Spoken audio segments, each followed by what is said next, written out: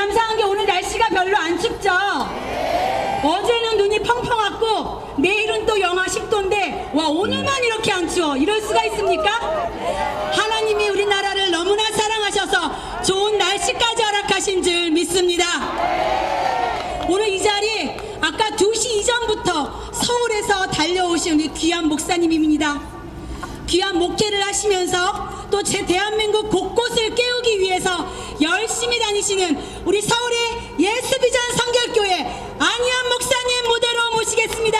박수로 환영해 주십시오. 인사 한번 합시다. 할렐루야. 할렐루야. 문재인 정부 때 예배를 진리겼단 말이에요.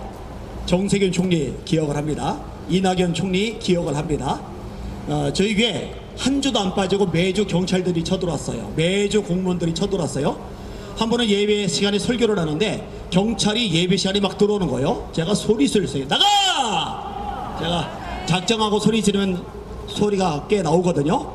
나가! 했더니 우물쭈물 하다가 나가버리더라고요. 그 무렵에 여의도에 더 현대서울이 생겼어요. 10일 동안에 200만 명이 모였습니다. 제가 궁금해서 가봤어요. 갔더니 하루에 20만 명씩 몰려드는데 경찰이 하나도 없어요. 공무원이 하나도 없어요.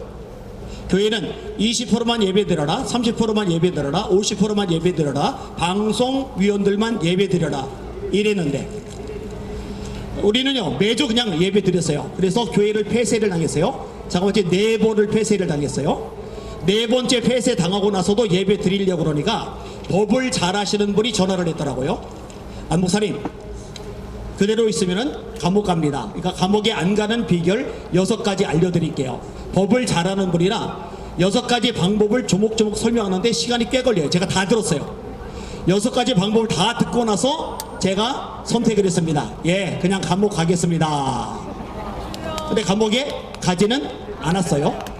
근데 미국에도 같은 현상이 생겼어요. 주지사 따라 다른데 민주당 쪽 주지사가 있는 쪽에서 예배 제한을 했고 공화당 쪽 주지사가 있는 쪽에서는 예배 제한이 거의 없었어요. 그런데 예배 제한된 곳 교회들이 법원에 소송을 했고 미 연방 대법원에서 판결을 내렸습니다.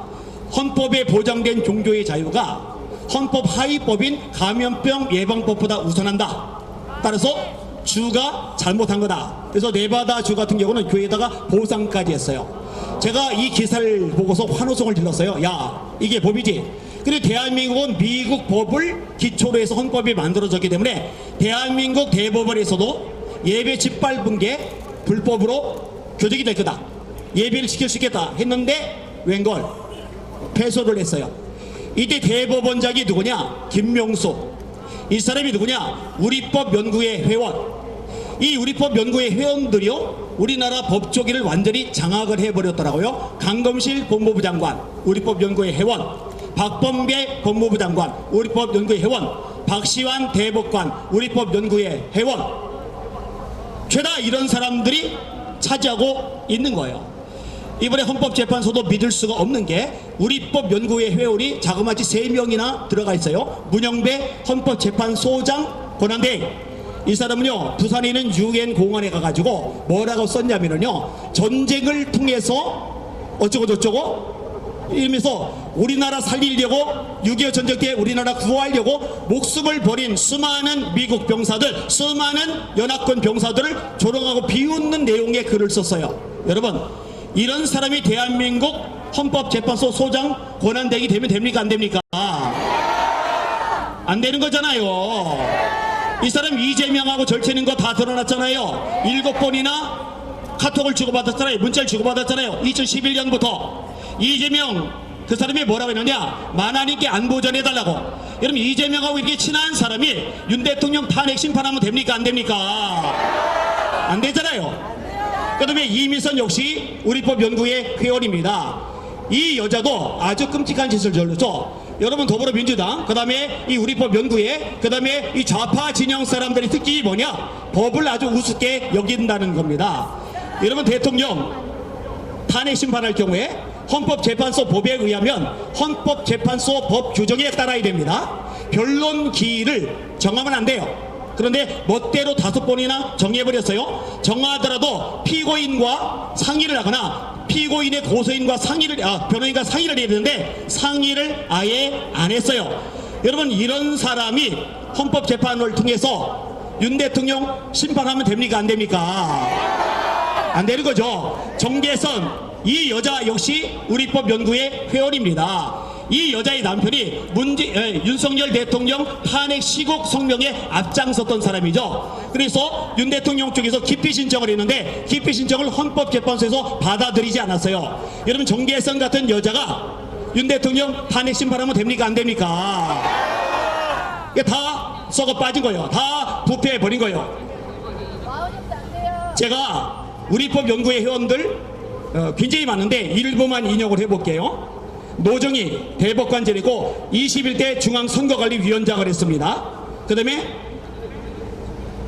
오재성 전국법관대표회의 의장, 윤항석 전 전법재판소 재판관, 그 다음에 박정화 대법관, 그 다음에 박범계 아까 말했죠, 법무부 장관을 했고요. 그 다음에 김명수 아까 말했죠, 대법원장을 했고, 김두견 전국법관대표회의 부의장, 강금실 법무부 장관.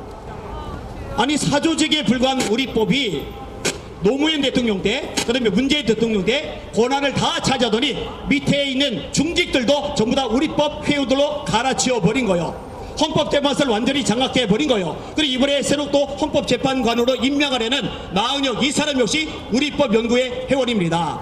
여러분, 이런 거 국민들이 막아내야 됩니다. 왜 이렇게 민주당의 지지율이 폭락하느냐, 왜 국민의힘이 올라가느냐, 민주당이 국민의힘보다 못나서 또 국민의힘이 민주당보다 잘나서가 아니라 윤석열 대통령을 지지하기 때문입니다. 전 국민들이 문제의 심각성을 인식하기 때문입니다. 이것 때문에 청년들이 일어나서 목소리를 내고 여기저기 싸우고 있는 겁니다. 지난주 3주 여의도에 갔는데요, 깜짝 놀랐어요. 20대 30대 청년들이 얼마나 많은지, 심지어 10대 아이들이 얼마나 많은지, 심지어 7살 8살밖에 안 돼 보이는 꼬맹이들이 있어서 제가 머리를 쓰다듬어 주기로 했는데, 국민들이 이렇게 일어나면 대한민국 바로 잡을 수 있으리라 확신합니다. 제가 구호 한번 외치고 들어가도록 하겠습니다. 대한민국 망가뜨리는 헌법재판소 각성하라! 각성하라! 각성하라! 윤 대통령 탄핵심판 각하하라! 각하하라! 각하하라! 잘못된 헌법재판관 사퇴하라! 사퇴하라! 사퇴하라! 의회 독재하는 민주당 해체하라! 해체하라! 해체하라! 윤석열 대통령 지켜내자! 지켜내자! 지켜내자! 예, 감사합니다.